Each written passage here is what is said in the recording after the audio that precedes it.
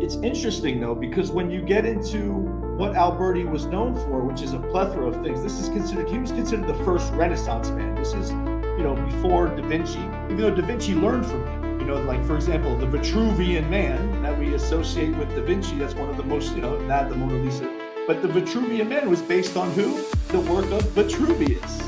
So there's a clear line from Alberti. And there's several things you could actually trace from Da Vinci through Alberti, which specifically through the Neoplatonic Florentine Academy, which they were both involved with.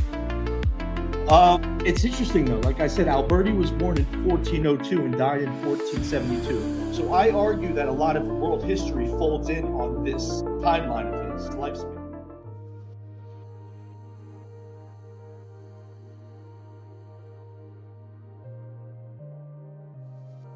Aloha and welcome to another show, guys. Before we get started, don't forget to subscribe, hit that notification bell, and leave a positive review. And please share this episode. If you'd like to support the show, you can do so on Patreon or buy me a coffee. Every donation helps and is much appreciated. So mahalo for that, guys. Today, my special guest is Michael Anthony Alberta, an independent researcher and writer whose work looks at how the Renaissance may have changed or even engineered parts of historical record. In today's conversation, we cover the big picture. Why would anyone want to change a timeline? Who benefits? And what Michael means by the watch. We barely scratched the surface, and I'm already lining up part 2 with Michael. Now you can get Michael's book, Encrypted Reality, free at michaelanthonyalberta.com. And please support his work by subscribing to and watching his YouTube channel. The links will be in the show notes below. Now, let's welcome Michael to this conversation. Enjoy the show. Started. Aloha, Michael, and welcome to the show. Thank you for reaching out. Your research really caught my attention.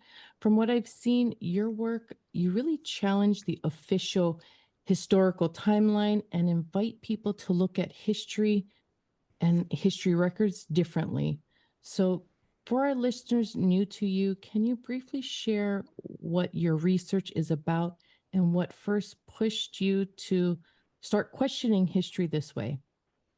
Sure. So initially, what really the main drive that motivates me to continue this research, because it's really an organic process. Every day I'm adding to the timeline. Was having no children. Really, I mean, ultimately, I'm in my mid 40s, and I am yet to have any kids. And there's like this innate need to help my family. I guess you could say, my mother, my father, thank God everyone's doing great. My brothers and sisters, so they don't need my help. So I'm at a point where I want to, because at least it's really ancestor worship in so many words. And once you start getting into that, you have to study history. And as I studied history, through genetics, architecture, all kind of different things. I noticed that there's patterns, and while discovering these patterns, you see it's almost like there's a sequence, and with the sequence, you can discover ways to either it applies not only to history but to ourselves.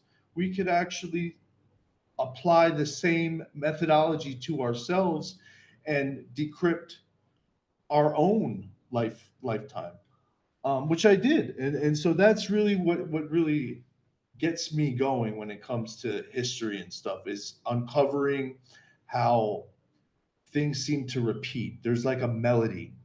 It's not the exact lyrics per se, but the beat. You can see there's a beat in the historical, and you know, Carl Jung says this has to do with archetypes. There's been a lot of theories um, highlighting this phenomenon and I guess rationalizing it. But I've came to the conclusion that it's manufactured. It's this is there's a process, and history is akin to a cryptogram. And the only way to really decipher it is through frequency analysis. So, yeah, I mean, that's it. So my work in a nutshell is deciphering history.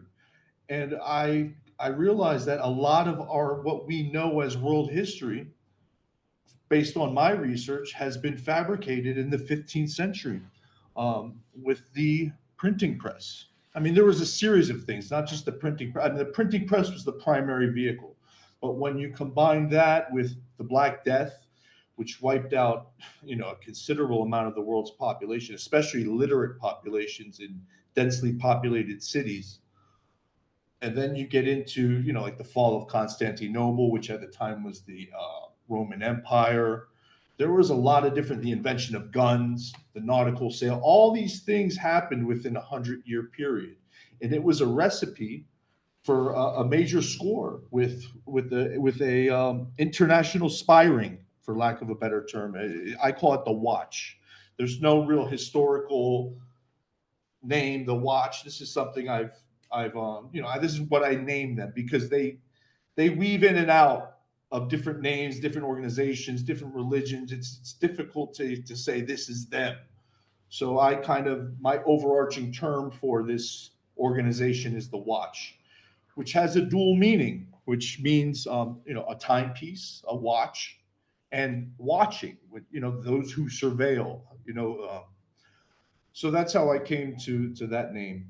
And in the 15th century, there's a specific spy master that I really focus on in my book. His name is Leon Battista Alberti.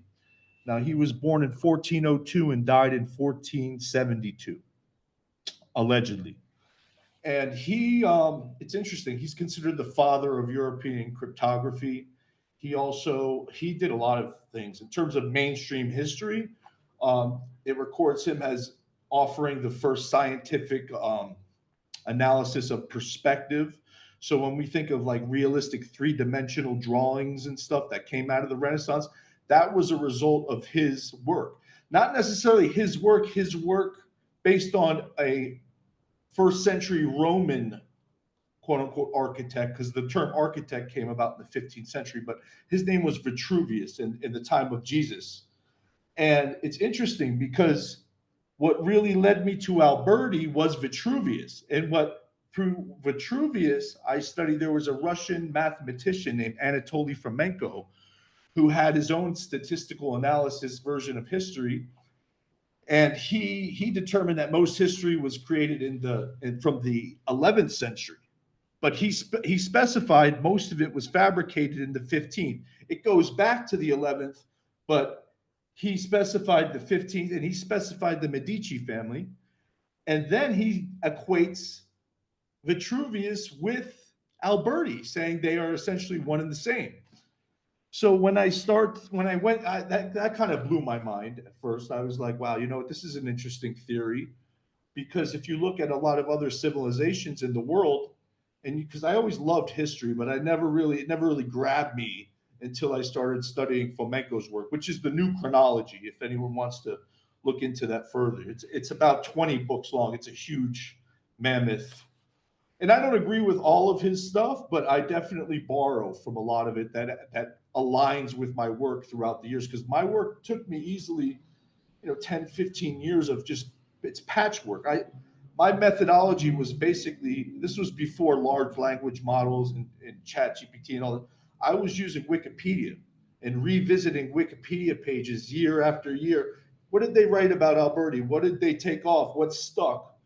And there's probably hundreds of pages that I would revisit. And that's kind of what led me to write the book. I started noticing the patterns, and after revisiting all these, and I'm like, wow. And then, listening to documentaries and so on and so forth, you start to see. So this Alberti character, he was sponsored by the Vatican. This is when the Vatican actually first came about. If you actually look at when did the Vatican, like the Vatican Library, or like the actual buildings of the Vatican, that all went down in the 15th century. And Alberti was the main architect during that time. He designed the aqueducts, several different buildings that their names are in Italian that I don't remember off the top of my head. But it's interesting though, because when you get into what Alberti was known for, which is a plethora of things, he was considered the first Renaissance man. This is, before Da Vinci, even though Da Vinci learned from him. Like for example, the Vitruvian Man that we associate with Da Vinci, that's one of the most, that the Mona Lisa. But the Vitruvian Man was based on who? The work of Vitruvius. So there's a clear line from Albert, and there's several things you could actually trace from Da Vinci through Alberti, which specifically through the Neoplatonic Florentine Academy, which they were both involved with. So it's interesting though. Like I said, Alberti was born in 1402 and died in 1472. So I argue that a lot of world history folds in on this timeline of his lifespan.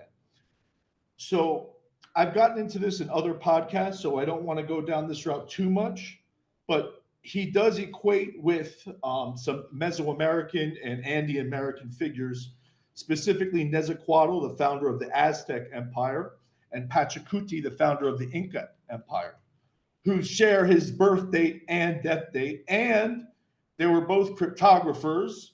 There's, for example, aqueducts. Alberti was known for designing aqueducts in Rome, but those same aqueducts, the same techniques, somehow show up in the Americas. Like there's a couple things that are very difficult to rationalize. For example, Nezahualcóyotl's father died when he was 15, was murdered by the Mexica in front of his eyes. Alberti's dad died when he was 15, allegedly from escaping the plague. But it's fascinating because Alberti has no real history in Europe until he's about 25 years old, and he wasn't even really named. He changed his name.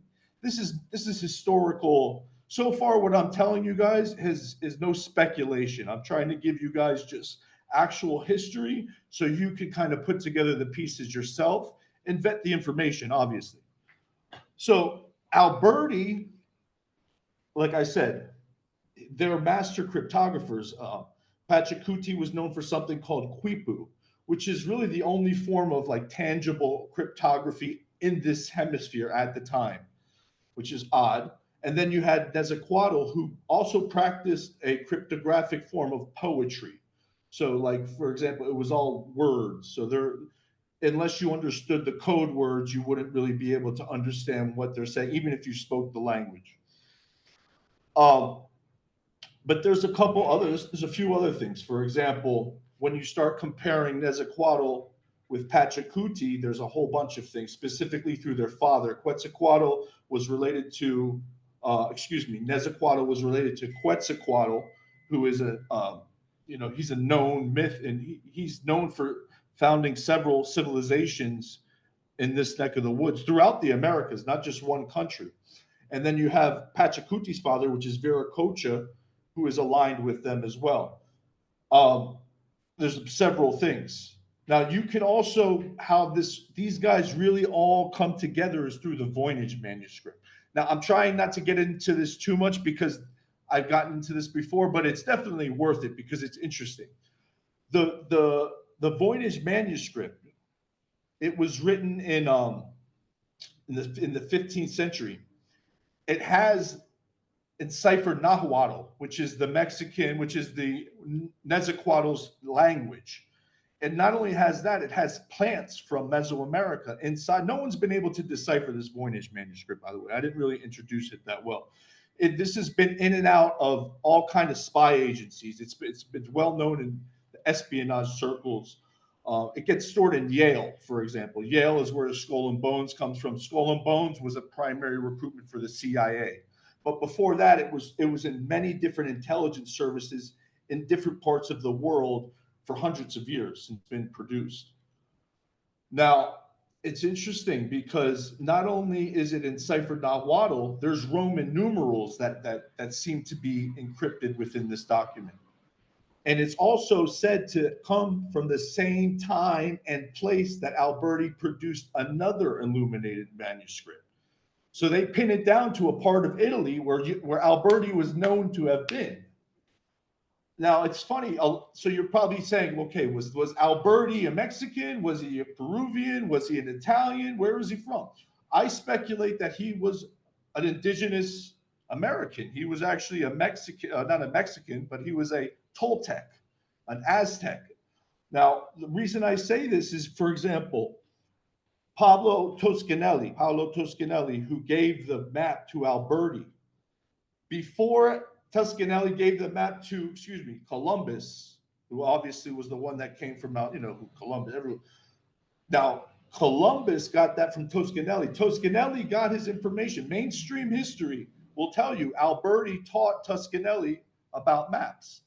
Not only that, Alberti's main, like I said, his main patrons were the Medici family. The Medici family, Lorenzo di Medici, he gave the other map to Vespucci, which is Amerigo Vespucci, where America is named after this guy, Amerigo Vespucci, is just because he handed a map that's, so basically the two ways that the Europeans discovered the Americas were through maps related to Alberti. So, and you ask yourself, why would somebody give these people where like I said, he was murdered by his father. At least that's what the historical narrative said. Not murdered by his father was murdered in front of him. So that might have triggered. But you see, I actually don't necessarily think that. I think that he gave Columbus and these people the wrong coordinates, because people definitely knew when he went to Europe that he's not from there. I mean, so I have a feeling he covered it up, because I think this guy Alberti, he got himself wrapped up with this watch, but he tried to steer it in the right direction. He actually tried to use it for the greater good and actually bring about what we consider behavioral modernity, and that was through literacy. Because I think prior to the 15th century, we were in a state of mind, what Julian Jaynes, a psychologist, calls a bicameral state of mind, which is two chambers. We basically functioned as quasi schizophrenics, most of humanity, because what happens is through literacy, through language, and being able to read and stuff, we're able to elevate our consciousness in ways that and it's not just literacy. There's actually a combination of things that have to happen to lead us to where we are collectively at now. But for example, Julian Jaynes says, yes, like the Aztecs coming in contact with the conquistadors and not being able to assess the deception. And when, like, for example, Montezuma was kidnapped by Cortez in his own castle, and he willingly gave the gold. Just like wild things, like how do people behave this way when you're outnumbering? Yes, you could say guns, but if there's hundreds of people around you, there's only so many bullets. You have to ask yourself, how is this possible? And then when you look into it, you say, okay, Cortez basically used this myth of Quetzalcoatl, which is Nezahualcoatl's, I guess, great grandfather, returning. There was a myth that circulated in the Aztec tradition, and it wasn't just the Aztec tradition. It was basically the Mayan calendar. All these calendars were revolving around the same dates that Cortez came. And what's even more interesting with these calendars, with the Aztec calendar, is that it relates to the Fibonacci sequence. And not just the Fibonacci sequence, it relates to several European dates. But what's really stands out is how it relates to the Fibonacci sequence, which is a mathematical way of describing the golden mean, the phi ratio, which is that's a can of worms to really try to talk about. But that mathematical code, it's interesting because it ties into my work in so many different ways, because not only does it relate to the European and Mesoamerican calendar, it's tied into the Chinese calendar, it's tied into all different types of calendars. Now, granted, there are correlations with the Fibonacci sequence and actual planetary, so there is a universal code. It's not just something they just manufacture. However, to have that kind of knowledge and be able to articulate it without telescopic lenses or stuff like that is very difficult, and it's a stretch. So Now, like I can I just? said, Mhm. sure, No, I was going to ask. So your book is about timeline and the changes of timeline, that it's not accurate in history. correct, Okay. correct. So, well, that's what I'm trying to say is you'll see that a lot of these myths are all pointing to an espionage infiltration. So, like the Aztec myths, the myths about Viracocha in the Andeans, these were all basically predisposing these people to an end of their own civilization. They were worshiping and granted, Nezahualcóyotl, when he watched his father get murdered, the bodyguard of his father burnt all the Aztec records 100 years before the conquistadors arrived. So they already had their stuff. There was already a new narrative being formed. Now, the reason I get into Julian Jaynes' work, because I briefly touched on that, I should get into that more, and that's really why I start my book in the Americas, because the Americas, it's a known fact that these people were most likely bicameral. It's hard for people to rationalize that people were bicameral in the 15th century in other parts of the world, which is what I argue. I think that prior to the 10th century, 11th century, we were essentially in the Stone Age, and most of us were up until the 15th century. But a lot of historians will argue no, people got out of the Stone Age, 8,000, 7,000 years ago with metal smelting and then agriculture and stuff like that, which I get into. It's interesting so I start studying prehistory and I get into, okay, where did metal smelting come from? You trace it back to the Vinca culture, which is along the Black Sea crest in southern Europe. That whole there's that. I'm not exactly, what do they call it? Not the Pontic Caspian, but there's a word for it. But the point is, this Vinca culture is not only responsible for the first metal smelting of copper, which really changed everything. Once you smelted metal, it's like, and mind you, for some reason, there's other parts of the world that never smelted metal. For example, when the Incas started smelting metal, they started smelting bronze. And it's very hard to rationalize how someone would be able to smelt bronze without figuring out copper and tin first. And all of a sudden, this fully prepared technological just shows up. And not only is it showing up in the Inca land, it's showing up at high altitudes. So that means people would actually, they have to, it's not just they're messing around and experimenting with different, you know what I mean? Like they have to know what they're bringing up there. My point being with this Vinca culture, they're also responsible for the first proto writing. So we think that the Sumerians, I mean, yes, the Sumerians, the Akkadians, they were the Sumerians in terms of cuneiform, Akkadians in terms of actual writing. And this is all in Mesopotamia, Sumeria, stuff like that. But you can trace this Vinca script to the Sumerians. You can actually say, okay, this was the precursors. And not only that, this is where the wheel comes from. The domestication of horses comes from the Black Sea. It's all around the Black Sea. You have to look at the Black Sea as almost as like a matrix. This is where I believe this spy agency was initially established. And then they slowly made it to the southern hemisphere. Um, when you start saying, okay, so you mean to tell me the same culture that developed metal smelting also developed the first writing system, and then there was a thing called the Black Sea Deluge about 6,000 years ago. This is right before writing, all this Mesopotamia stuff, all this Egyptian stuff, and all these people have this story about a flood. And mainstream historians say yes, this relates to. They say yes, people along the Black Sea most likely brought that story down.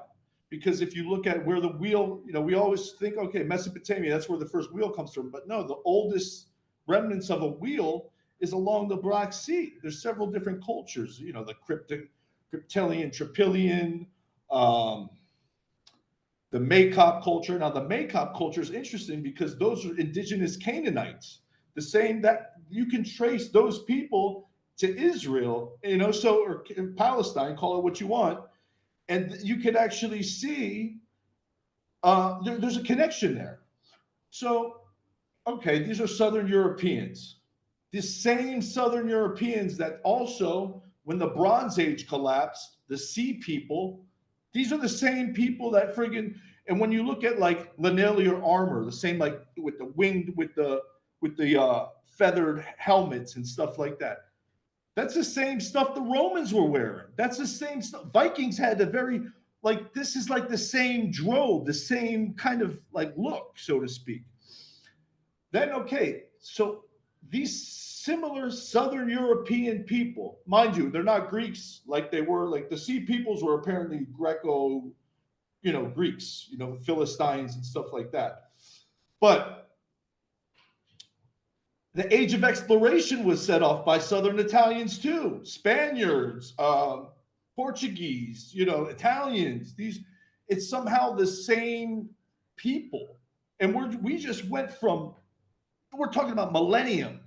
You know what I mean? So these are the kind of correlations that I ask myself. I say, a lot of these are just too good for chance. Like, is it possible that there's been a serious compression of time, and there has been timelines that have been dragged out until deep antiquity that weren't really there? Like we basically, I guess, different people, and when the printing press came, said, you know what, we haven't been around for hundreds of years, we've been around for thousands of years.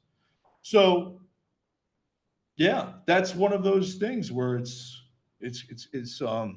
apparent. Can you share maybe an example of where a famous ancient events has changed, maybe? Yeah. So I believe, for example, the Black Death in the 15th century, there's been several plagues throughout the planet. And I think that most of these plagues that they're talking about was a phantom reflection of the Black Death.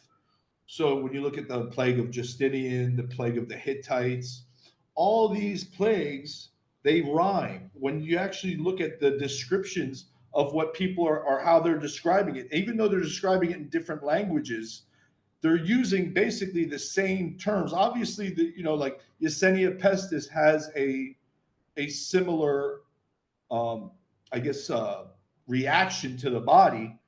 But it's just interesting that's what I believe. I believe that these plagues are basically, but there's been a lot of other ways that history has been.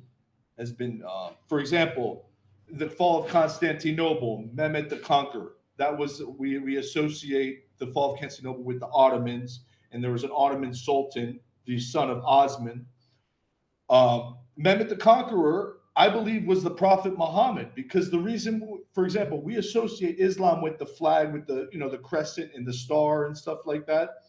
But that crescent and star was a result of which a lot of non-Turkish Muslim countries, when you think of a Muslim country, you usually think of the star with the thing.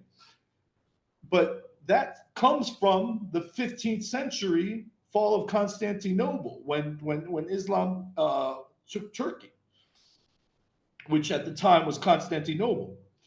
So I think this was one of those situations where they projected this conqueror Mehmed into a distant past to basically, this is what they do. They rationalize, they function as land deeds. A lot of these religions that's how they function. They function to solidify a people living somewhere based on a divine right.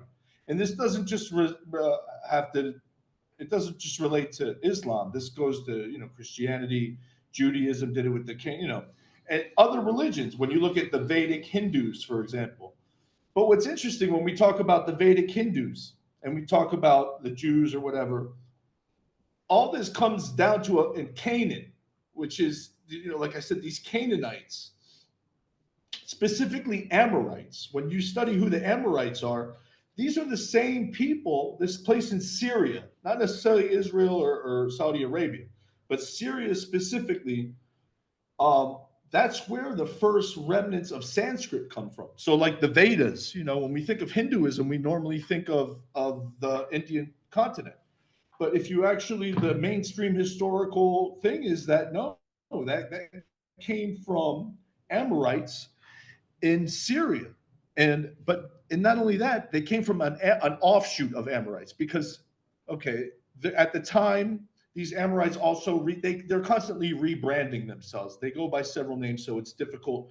But basically, Amorites they were known as Hyksos. These were pharaohs basically, but they didn't style themselves as pharaohs. They styled themselves as kings of Egypt. It was a foreign invasion. It's when Canaanites basically came into Egypt and introduced the horse, chariots, crossbows, more military technology that ultimately derived from the Black Sea.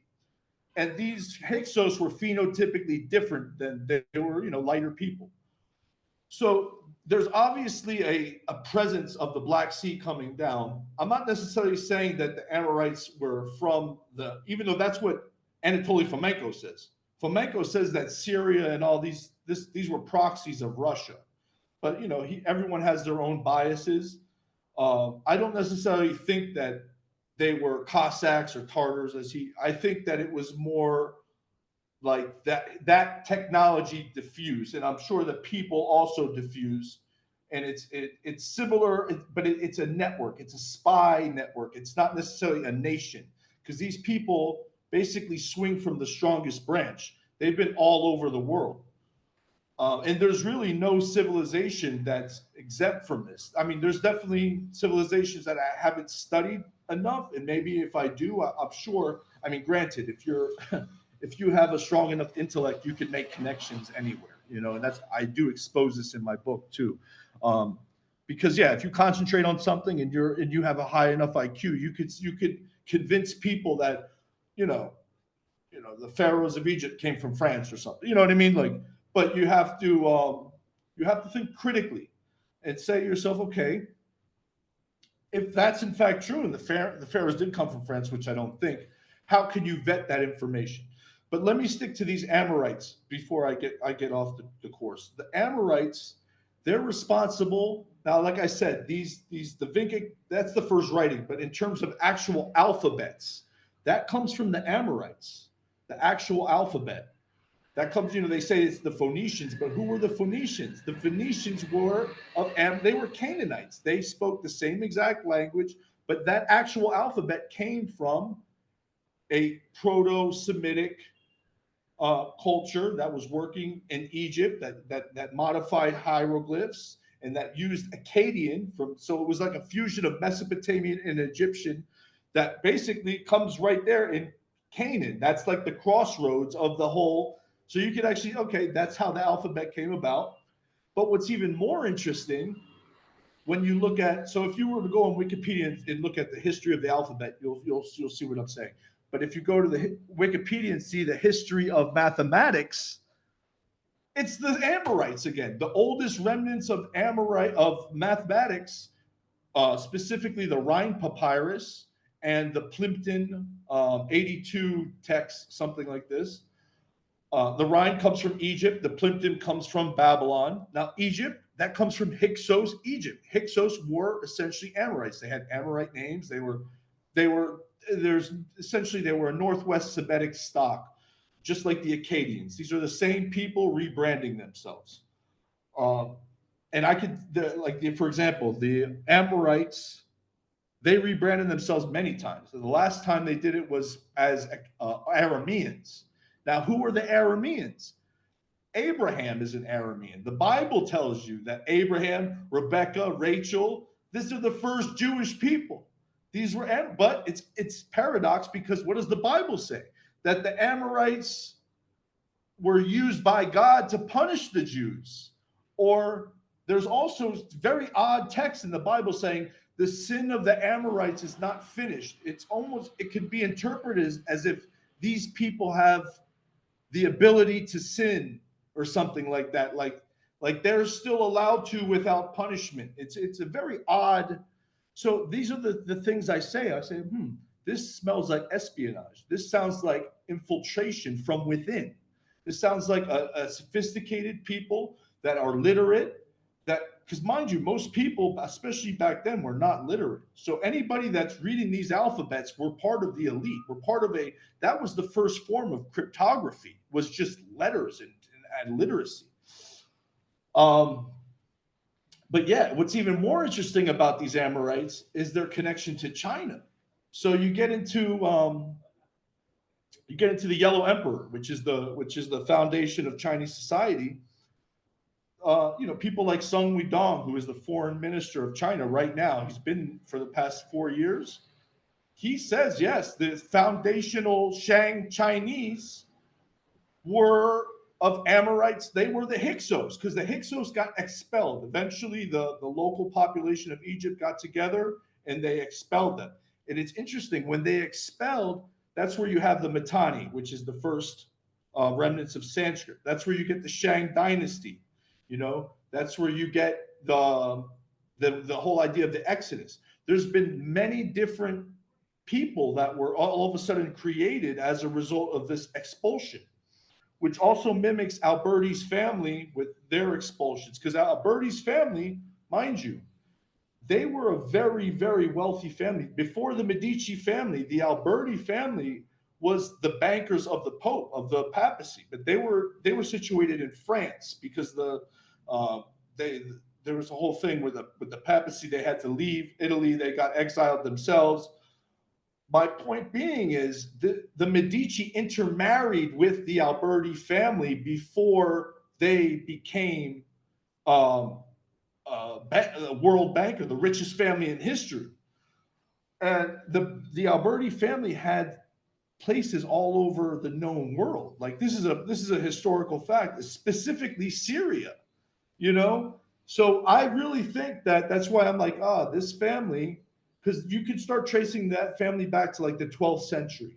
And that's when, people like Fomenko and me too, I start to say, oh man, most of world history, when you start to look at like tangible actual stories, everything else seems to be coming from this bicameral mind. And one thing you can associate with the bicameral mind is human sacrifice. This is why I think the bicameral mind was so insidious, because it's paradoxical, because when you become self-conscious, you also have the ability for deceit. And I don't think people that were back then, they didn't really have that idea of self-interest. They were more guided by gods and the weather. And obviously there was people that took advantage of this, specifically the watch. They would build monoliths and statues and stuff to basically suggest they're the gods, and to convince people how to, it's like a child and his imaginary friend. I think that's the best way to describe how the vast majority of humanity was functioning at the time. But what I said, like, for example, in the Shang dynasty, before these so-called Hyksos came, what were the Shang doing? They were practicing human sacrifice. The same thing with the Phoenicians, same thing with anything related to these Amorites, the Canaanites, even in the Bible. It says the Canaanites, that's why God sent Abraham, which Abraham is not from Canaan. Abraham is from where? He's from Sumeria. He's from Iraq, and that's the first Jew. So it's important when people think about like, the indigenous rights of Israel. Bible says you don't necessarily want to be an indigenous Canaanite. It's not, at least back then, you can't, that's what I'm saying. You can't say, okay, the Bible is perpetually saying whoever lives in this area is cursed, because that's not really rational. So yeah, I think like this bicamerality made people predisposed to human sacrifice. And I think Alberti, specifically Nezahualcóyotl, because you can see it, Nezahualcóyot's thing in Mesoamerica was no more human sacrifice. And his whole thing was the unknowing God he was a monotheist in a place, there was no other monotheist at the time. He was prefiguring all these things that the Europeans, he was basically trying to get people out of this bicameral mind before the Europeans came. Now, when Alberti died, that's when the Europeans came. That's when I think this watch they basically double crossed him and his family because, like I said, when Cortez actually murdered Nezahualcoyotl's grandson. So there's evidence that there was a coup, I guess you could say. Well, why change the timeline at all? What was it paying Well, off and for whom? yeah, if you control the past, you control the future. If you look at people's dynasties or look at people's legacies, or if you can say to yourself, we were here first, and the actual society believes you have tremendous leverage. And not only that, this is how I feel the watch recruits people. For example, if you're an Indian American right now, or an Indian and living in India, or any of these countries that I'm saying, China, Africa, whatever, anywhere, and you actually study your history, like really, really study it, you do come to these terms that no, there's a good chance that the people that started that civilization were not indigenous to that civilization. Even Egypt, when you look at the foundations of Egypt and Seth, you know, but let me answer your question though, because it's important. So, like for example, an Indian studying his history and about the Vedas, because the Vedas is like the original text of Indian culture. This is where you get Hinduism, and you get Sanskrit, actual all these things that are used to this very day. And you say even though that language is closer to Germanic than English or French. That's that's an Indo-European, before World War II, an Aryan language. That's what that language is. So, and then you start to say, okay, people from India, those Vedic people came down on horses. There was no horses in India. There was no words for horses. All of a sudden, this word starts entering the lexicon. And you say, wait, this is the same technology that these Indo-Europeans used from the Black Sea region. And for example, India right now, they deny this. They don't say this ever happened. They say they're the project, at least the consensus, the schools. This is what they teach in the school. There's definitely Indian people. You could look at the videos that they acknowledge this. They're intelligent, I'm not necessarily saying that it's necessarily true that story is. I'm just saying that based on that story, if you follow that narrative, that could have very well been implanted in the 15th. Like, for example, Fomenko says most world history was actually fabricated. The original fabrication was done in the 15th century with the printing press, but he relates it more so to Joseph Justus Scaliger and Petavius in the 16th and 17th century, Jesuits, hundreds of years after Alberti. My point is that it recruits people. So the watch, when people start to study, and it's a recruitment device. For example, like this guy Sun Weidong, who's the foreign minister of China, that's acknowledging this Amorite presence in the foundation of China. Like, this is all technologies that never existed in China before these people came. But Chinese history does not teach this, and it's because it's uncomfortable. It's an uncomfortable, but the only way to really transcend this is to see the patterns and say, okay, that doesn't necessarily mean that the indigenous people didn't create that. We're just saying that the narrative that's being told to us is that of a foreign invasion. And so this is why I think when you ask the question, why would somebody do this? It's for power, it's for control. But on an even deeper note, this gets into I made a term for this. And I should probably get into this in this podcast because I really haven't. I touched on this a couple times, but I never really went deep into it. And we can do that here. I call it the legacy reflex. Now, the legacy reflex is an innate drive for people with specifically Neanderthal admixture. So this is a remnant, an archaic hominid that was most likely behaviorally modern long before Homo sapiens. Like when you look at who started wearing clothes first, or like who started dealing with obsidian as blades, and there's a lot of telltale signs like pigments. There's a lot of things that these Neanderthals are showing signs of doing before modern Homos. That's not necessarily saying they were superior, because based on results, we know those Homo sapiens outperformed those Neanderthals, and that's what I think brings about this legacy reflex. Is those with a Neanderthal admixture have this innate desire to control and to survive more so than those that don't. And you could actually see this in society. And mind you, when I talk about Neanderthals, a lot of people say, "Oh, what are you talking about? White people?" Not necessarily. No, because if you actually the highest people with Neanderthal are Asians, East Asian, but they're also mixed with Denisovian. We all basically have an archaic admixture. And the whole idea of the watch, and specifically Alberti and his grand omnimyths, is to reconcile with our own nature. We're trying to reconcile ourselves.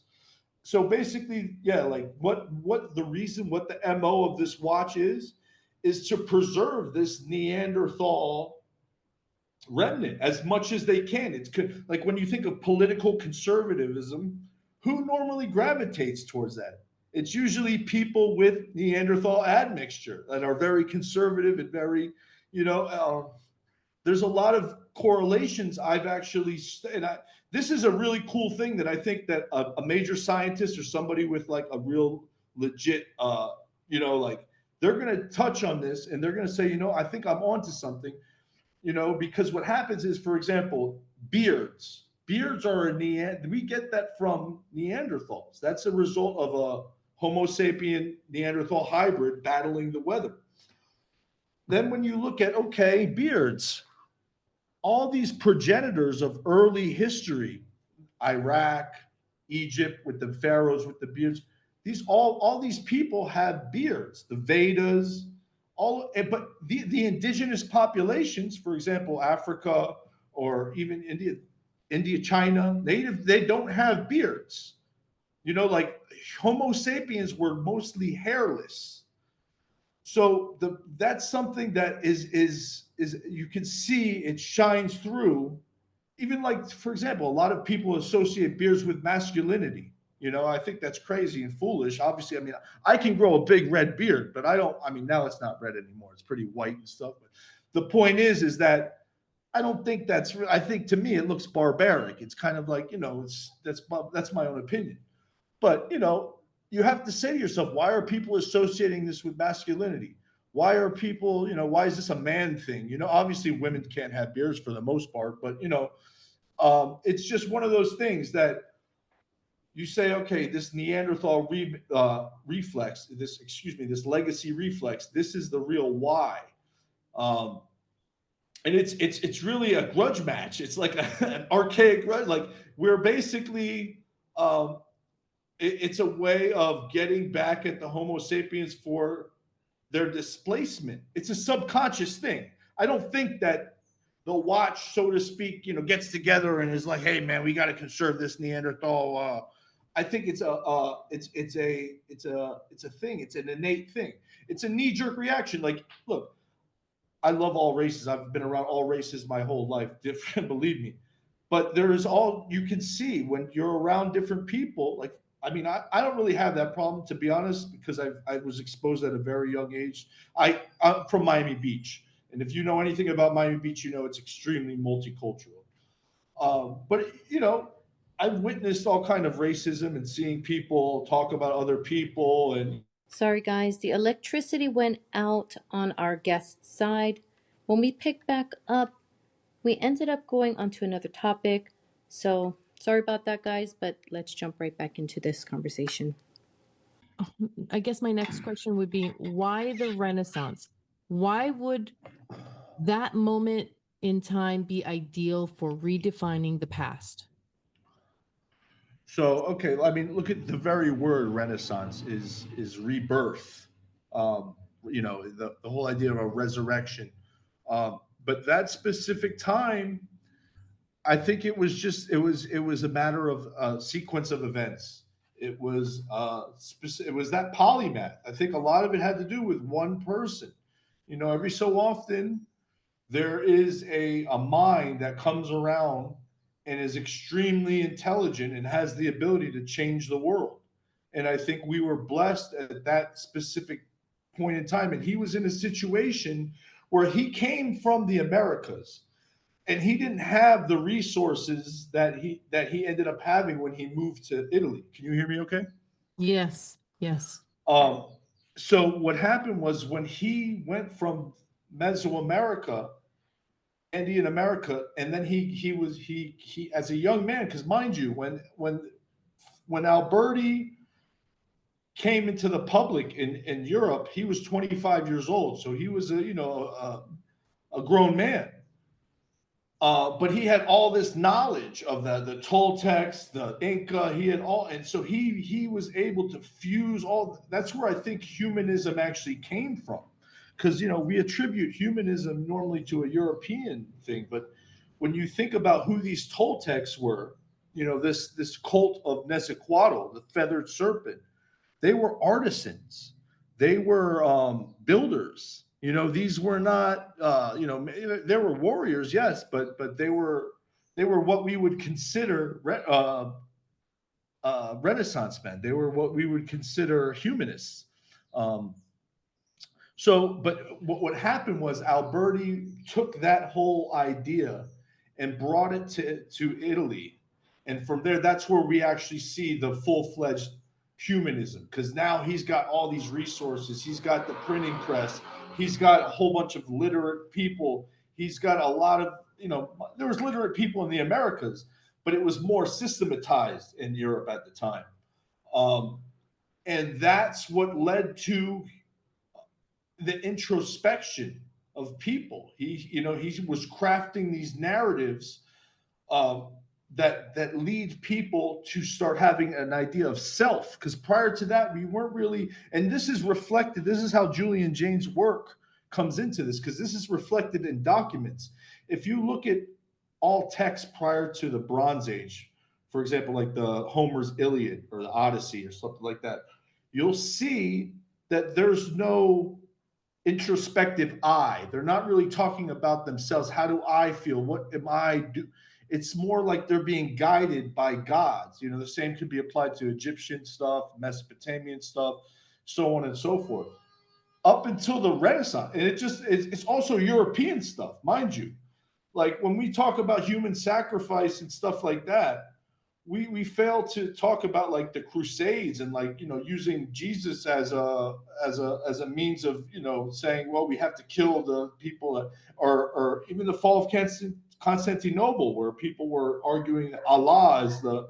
So let's not pretend like we were all bicameral. We just had different gods we were sacrificing people to, and different ways of rationalizing murder.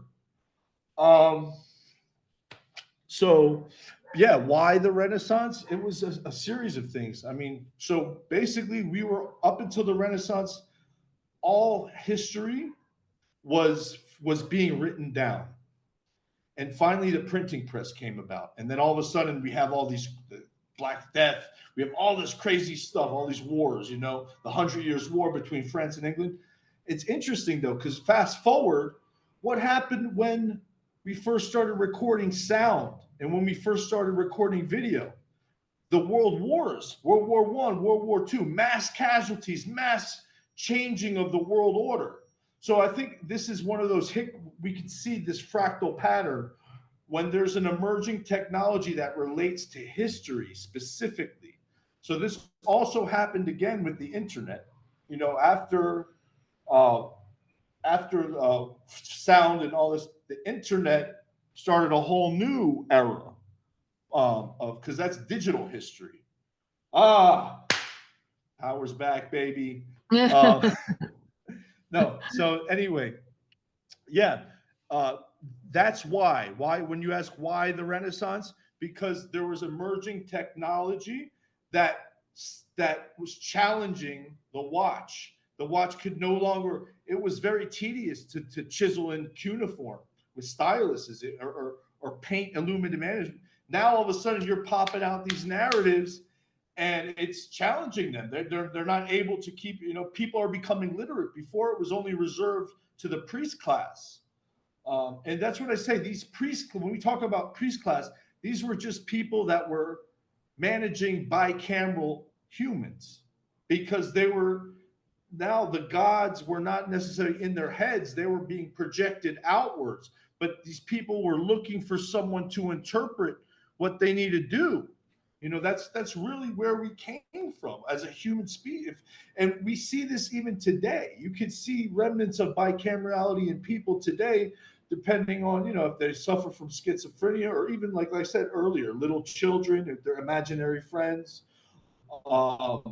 There's different ways, even just politicians. You see people worshiping a politician, even though he's a complete garbage.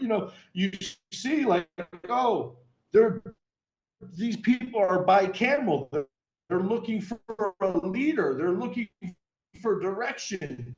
And that's all of the result of not having critically. And we're looking towards somebody that we think is either more intelligent or possesses some kind of divine right to rule,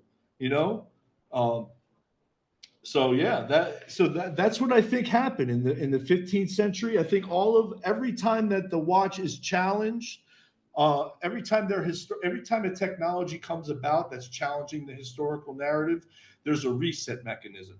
And like I said, the internet was a recent one. I think COVID. I'm not saying COVID was necessarily a fabrication. I'm not one of those people that are like at the same time. I mean, I didn't want to take the vax. My mom kind of was like, look, if you want to see me, you got to get vaccinated. And it was like after 2 years, I'm like, I didn't see my mom. I got to forget.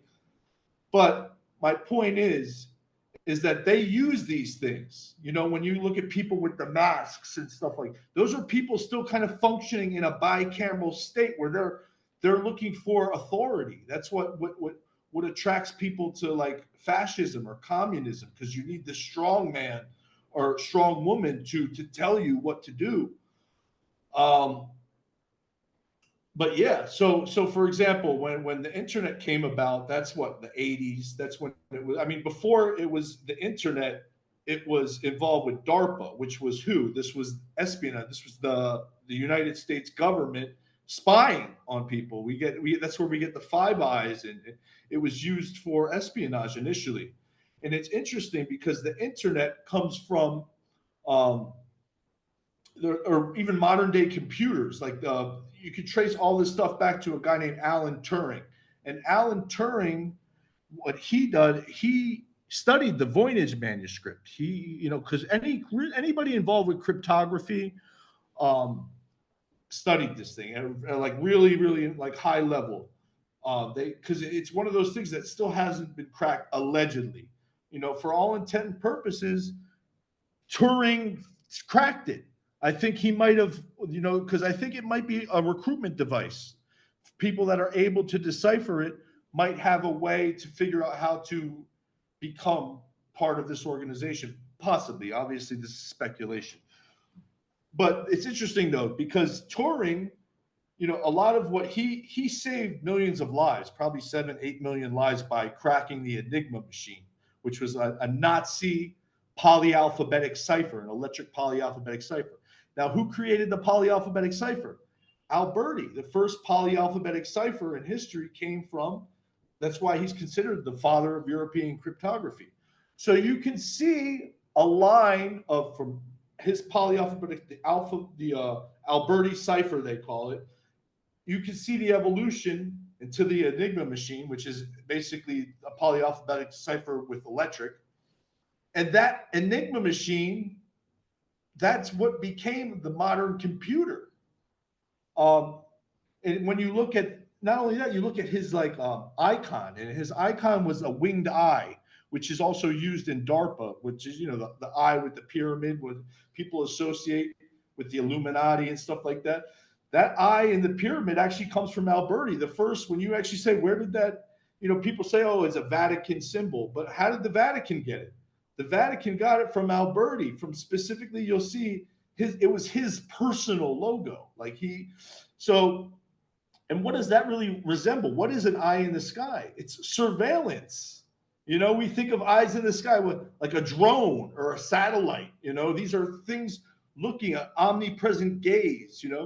Allegedly, the Vatican associates it with divine providence and stuff like that. But if you really think about it, you could easily, because Alberti was never known as a spy. There were spies and stuff throughout history, like John Dee and stuff, and I get into this in the book, that are known spies. But if you actually study Alberti's biography, he leaves breadcrumbs, and he shows people, like he talks about how he was able to flip a coin, to the top of the basilica, which is like very almost impossible for a human to do, or jump over a man's head, just like wild. And people were just like, oh no, this is what humanists in that time do. They would just brag and stuff, because he'd be like, oh, I'm this excellent musician, but there's no history of him doing any kind of music in Europe. But if you go to the Americas, Quetzalcoatl made a whole council of music. Like that whole thing of the idea of the art and stuff, that was hugely championed in the Americas by not only Quetzalcoatl, by Pachacuti, and more importantly by their ancestor, which is Quetzalcoatl, and they also call the same person Quetzalcoatl Viracocha in the Andes. That's why I connect, even though these are two parts of the world. Like today, obviously both people speak Spanish, so we kind of associate them with the same people. But no, these are also two different continents. You know what I mean? So yeah, I mean, it's fascinating, because a lot of his stories that he talks about in his biography, they seem like a little braggadocious. But when you actually say, oh wait, he could be telling stories about his other aliases. So do you think the Vatican, was it political or religious leaders? Were they the one telling him to change history, to change the timeline or change the stories? I mean, kind of, sort of. The Vatican, you can't really demonize any religion, because every religion has been compromised by this watch throughout time. Like I said earlier, they swing from the strongest branch, and at that time, the Vatican structure that they had set up was most conducive to their operation. Um, why would the Vatican do that? I mean, look, the Vatican specifically at that time was in Rome and Italy. But if you look at Rome, Rome is a placeholder. So when Constantinople fell, that was considered Rome when it fell. Or like Anatoly Fomenko says, like Russia, it's not just Anatoly Fomenko, like Russia considered themselves Rome. So there's been different places that have battled for this title of the Roman Empire. It shifted different demographics, different. At some point it was Germany, at one point it was Russia, it was Turkey. So why the Vatican? Because the Vatican is in actual Rome. Rome. That's like where we all geographically. But this title of Rome, I guess they wanted to bring it back home to where but it's interesting, because most Italian and like knowledge, like they never really did anything. I hate to say it. I mean, I come from a Sicilian Catholic father, but the point is that a lot of that like a lot of the Italian stuff is from the Greeks. And a lot of the stuff from the Greeks comes from who? The Amorites or Babylonians. But those like who started Babylon? Amorites. Like who was Hammurabi? Hammurabi, the first lawgiver. He's known for all kind of things. He was an Amorite. So like if you start to study the foundations of society, this is how they dig their claws into the very fabric. And it's more importantly, this is what's interesting when you say why the Vatican? Because Amorites, the word Amorite means Westerner. They were called Westerners in the Levant. And what is west of the Levant? The Greco-Roman world, Italy. That's where you get the boot. And obviously Greece and stuff like that. But so I'm not saying that the Amorites were Italians. I mean, based on my research, it looks like they were indigenous Canaanites, but they went all over the place and they stayed for hundreds of years. So it's difficult for you to say, okay, where did they come from first?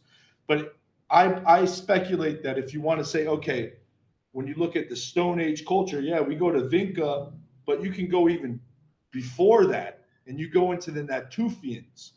The Natufians are that's where we get agriculture from, like the first signs of agriculture and the first signs of dog domestication and a few other things, but specifically agriculture and dog domestication, because that really changed a lot of things. And these people migrated into Anatolia. That's where we get, or Turkey. That's where we get Göbekli Tepe. There's when people say who designed Göbekli Tepe, it was these Natufians. These Natufians came from Canaan, specifically from Israel or Palestine. The point is that when you talk about the domestication of dogs, like this was the first animal that's ever been domesticated. So that's a big friggin' deal. When we started domesticating dogs, and that was from hanging out with wolves. That's what at least the historical consensus is, that wolves would track hunter gatherers because of the food they'd scavenge, and eventually you're like, you're pretty cool, and we start to make them smaller and make them be able to do. But once we were able to do that, we were able to domesticate the horse, and that's where things really changed, because you can use dogs to change where animals go. You can use them to herd animals and do all other kind of things. But it's interesting because this is how the Natufians tie into anything. Number one, this is the original Canaanite civilization. And that Canaanite civilization, when you look at when we get back into Neanderthals, the first Homo sapiens that we know, like the first time Neanderthals interbred with Homo sapiens, was in that region, that Kabara cave, in that region that these Natufians people came from. And they were called the Kwafse school hominids. Now, most people say that this was like a dead lineage, so to speak, because this was 100,000, 150,000 years ago. And when we look at the out of Africa theory, that was 50,000 years ago. So there's a huge gap. They're saying basically that if there was a imprint on Eurasia or Europe, it would be very small. But what's interesting is it was possible. It was possible for those early hybrids to go into Europe, and this is why a lot of people are like debunking the out of Africa theory, because they don't realize, no, some of those Colossus school hominids made it into so that's why some people think, oh no, we didn't come from, no, Homo sapiens came from Africa. But the thing is that we became hybrids with Neanderthals way earlier, and people kind of cancel these people out. But no, this is what I think is like this whole idea of the first wave. This is like that first wave out of Africa. This is another pattern. We see this first wave of people in different cultures. And this is what I think also, this is like the foundation of the watch. This is where we get the whole idea of the elite class and stuff like that. That first wave out of Africa that mixed with, that's where the quaff, but it gets even more complicated, because yes, these Natufians, they did farming, they went to Anatolia, they domesticated the dog, they were responsible for sickles. There was a couple other things that we could talk about, but it wasn't until their exposure to the Malta Beret. Now, the Malta Beret, they come from Siberia. These people this is a very fascinating bunch of people. This is 20,000, 24,000 to I think 13,000 years ago they existed in the Siberia. But they crossed Beringia, and they're the people that seeded the Americas. So it's a known fact that Siberian people, East Asian, they weren't East Asians, they were Eurasians. But the Native American people come from basically two strands of people: the Malta Beret, and then a more phenotypically East Asian even though the Malta Beret, I believe, like they basically look like Mongols, if you know, because they were also the progenitors of Indo-Europeans. So they're the progenitors of Native Americans and Indo-Europeans. And these people, these people survived. Think about this. They survived in Siberia at a time where there was, it's just insane how these people were able to, and they trekked off of Beringia and they came in contact. It shows because, for example, you see this with Venus figurines. The Venus figurines is a way for us to show how, number one, the Malta Beret carried on the Neanderthal traditions through the Venus figurines. Mind you, the Malta Beret they initiated around 24,000 years ago. The Neanderthals allegedly went extinct 30,000 years ago. So it's a similar time frame where they were able to basically pass on those Neanderthal ways of life. This is where I think the legacy reflex really it really that the watch when we talk about it's a mix of the Natufians and the Malta Beret, but we see the historical timeline. We see that these people actually came together and they formed what we would consider the watch based, because I'm compressing time. Like, mind you, you have to read dates like serial numbers. You can't say, oh, this was 30,000 years ago, because I think prior to the 12th century, we were all basically hunter-gatherers.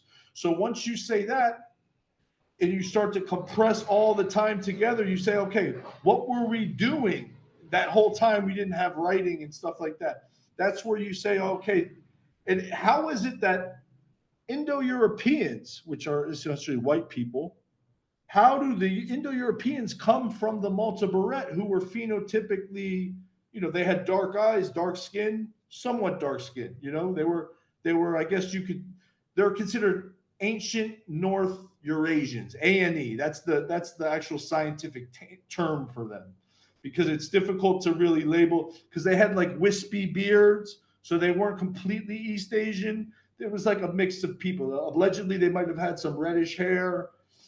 I don't know. This is all speculation. My point being is that this is all part of that Black Sea region, because the Natufians went from Canaan up until Turkey, even though Canaan technically is, if you actually look at the actual term, it relates to Lebanon, it relates to parts of Turkey, it relates to Syria. It's a big place. It's not just modern day Israel or Palestine. It's a huge place on the map. But the reason I bring up Malta Beret is because they tie in. It's a fascinating subject. How, what allegedly, what we consider white people, or like, for example, blue eyes, came about 5,000 years ago. The HERT2 gene mutation coincides with this Black Sea deluge. It also coincides with the whole idea of the flood narrative with Noah. Because, like, for example, Noah, where did the Noah's Ark end up? It ended up in Mount Ararat. Where's Mount Ararat? In Turkey, in Constantinople. And where is Turkey? Turkey is where the Hittites come from. Who are the Hittites? The Hittites, number one, they're the ones that sold Abraham the cave. So that basically they're the indigenous Canaanite. It even says it in the Bible. The indigenous Canaanites were Hittites. Hittites are the first known speakers of Indo-European languages. They were the Proto-Aryan people, So that's where, you have to say, okay, wait a minute. How did Malta Beret become Yamnaya? That's the term for it. If you want to be specific and look them up, it's YAM. It's MNAYA. And it's just wild. It's a wild thing to say, oh, how is that? And the same kind of methodology applies to Fomenko. So, like, for example, Fomenko, he wrestles with this idea of this Russian horde, and he basically erases in so many. He doesn't necessarily erase, but he equates the Mongol invasion with like an internal struggle.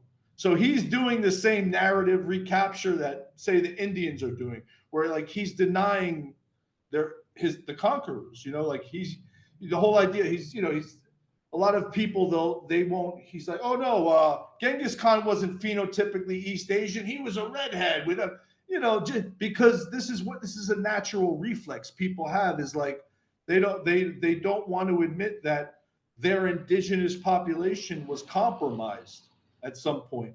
So like I don't like that's why everybody plays this game, and I'm sure even I might even do it to a certain extent. That I'm not. If I do, I want to be called out on it. And when I did, I did try to call myself because it's a natural thing. Um, but honesty is very important, especially not just with world history, with our own history. Because it turns out like 90% of the things that we tell ourselves about our own history is made up.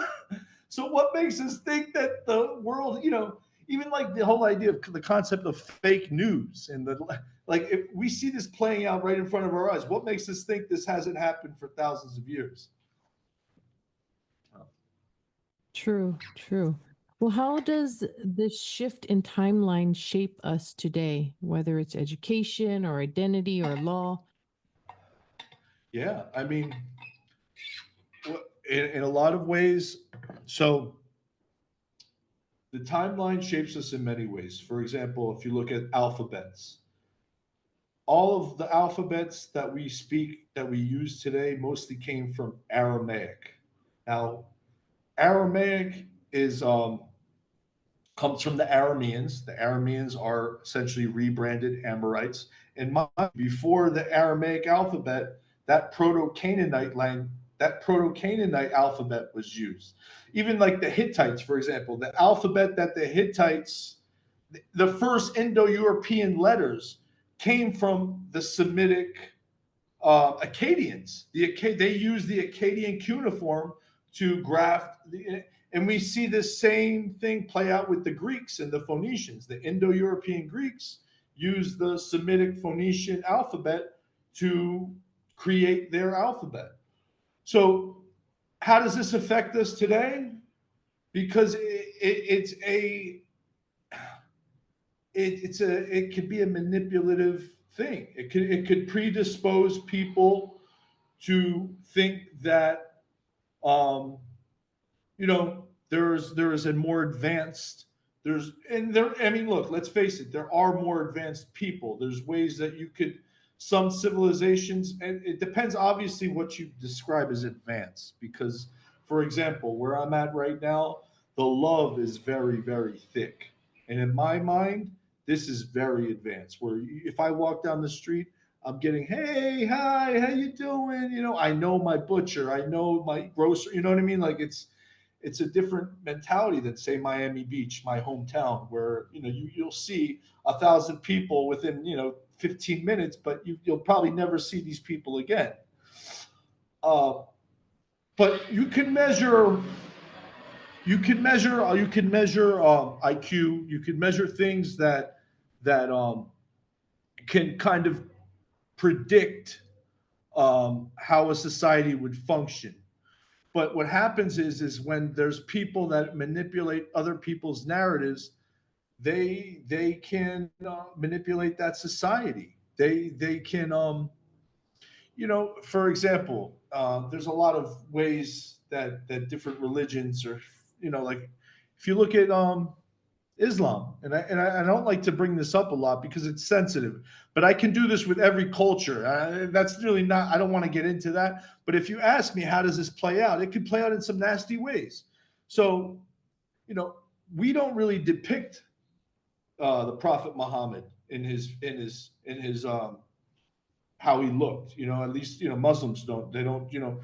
Because based on the hadiths and stuff, he was a pale skinned redhead.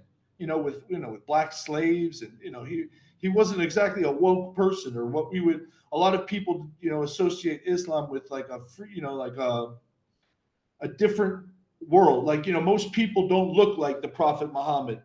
The So, but that whole idea of racialism still exists in Islam, despite the fact that most people in Islam are not pale skinned redheads, for example.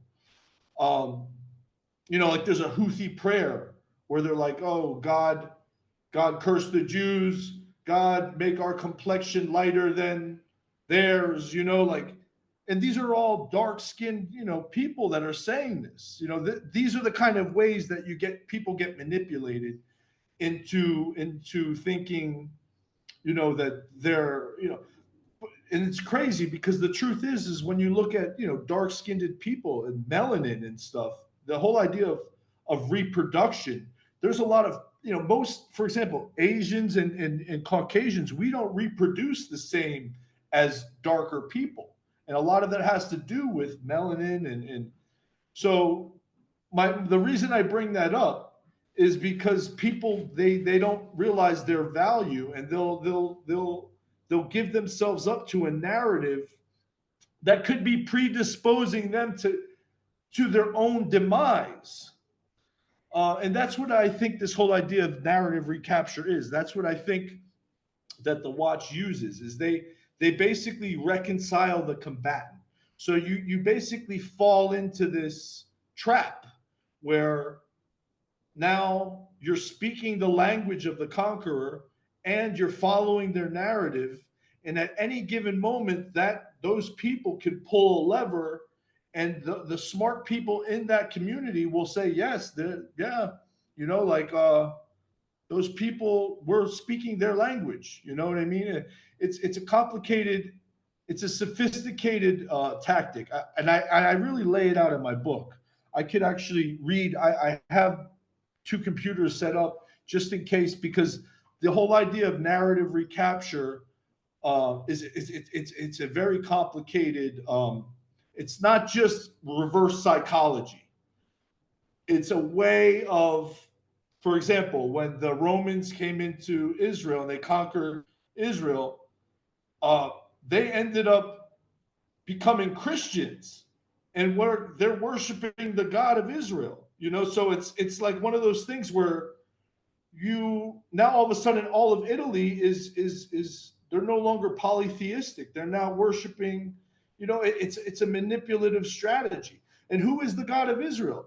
Who is El? El is an Amorite god. And who is El? El is also the same god that the Mitanni worshipped. And the Mitanni, like I said, that's where Hinduism comes from. So it all ties together. Basically, you see an omni-myth. The whole idea of hyperdiffusionism. People say, "Oh, that's not possible. It's not possible that one civilization seeded." Some people don't even agree with it. It seeded many. Like there's historical evidence, for example, that Egyptian society mostly inherited stuff from Babylon, or not even Babylon at the time. It was not even Sumeria, because that's another thing. Sumeria is a very interesting thing because the language of the Sumerian, number one, there's been no Sumerian quote unquote remains recovered. So we don't know their haplogroups. We can't even really, and their language, there's no, the closest thing we have to their language is the Vinca script, which is like swastika like symbols coming from the Black Sea that you can see, okay, it's possible that those symbols somehow evolved into Sumerian cuneiform, but there is no direct connection. We can't say, oh, this is Proto-Sumerian. No, that's mainly speculation, but you can speculate that because, that's when how did the wheel enter? The wheel entered through those people, and that, but my point is that narrative recapture is one of those things where it's like the reconciled combatant. For example, the Egyptians, the Hyksos, they worshiped Seth. Seth was a foreign god, but he represented basically the epitome of evil. But if you look at who actually Seth was, the original kingdom of Egypt, which was set off by Narmar, he worshipped Seth. Like Seth was one of the, like basically the original deity of ancient Egypt. And somehow the narrative got changed. Like we know that the Horus narrative, that wasn't part of the original Egyptian shtick. Like it was originally, there was they changed that narrative because we're constantly basically, that it's a process. The watch understands that people are constantly reinventing their history, and they're once that the demographics reaches a certain point and they have to rebrand themselves, they set it up where those people are basically co-signing their story, and it's deeply embedded into their story, and now they have the upper hand because, like I said, if you control the past, you can control the future in many ways, because you're able to, a lot of people, they're associating their family with certain dynasties or certain, if they could see certain patterns, this happened, you could yeah, you could predispose yourself to power. Yeah, wow, that was really fascinating. That was really interesting. I'm definitely going to have you come back. Maybe talk about these family lineage. Seems like you know a lot about that, the history behind different um ancient, civilization. You definitely have all that knowledge. That's amazing. Yeah, I mean, and honestly, it's tough because it's so hard to get to it all. I know. I appreciate that. Thank you. That means a lot to me because I really don't think, that I am. I mean, look, yeah, I don't. Sometimes I'm like, man, I wish I was smarter, so I was able to. Because there's so much more that needs to be said.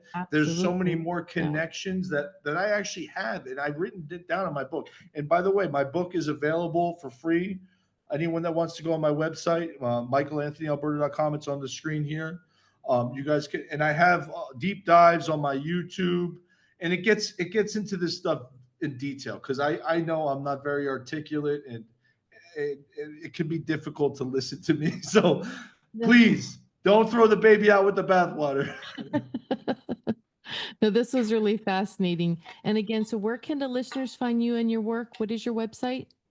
So it's my name, michaelanthonyalberta.com.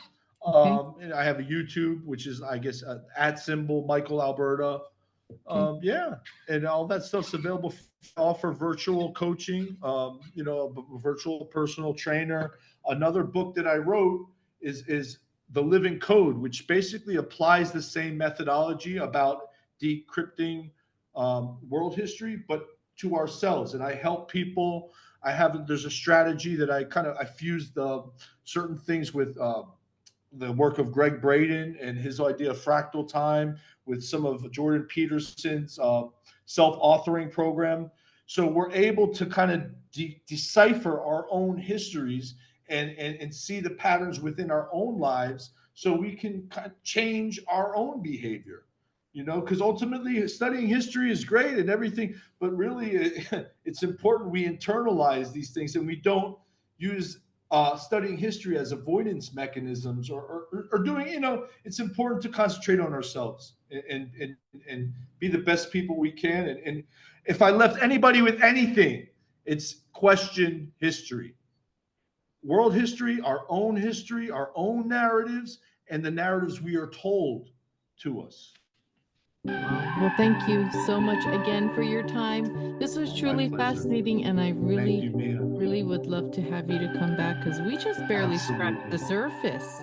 A big mahalo to Michael Anthony Alberta for coming on this show and sharing his thoughts on the timeline. Follow him at michaelanthonyalberta.com. His books are free there. Until the next time, guys, take care, keep an open mind, and ahu ho kako. Bye.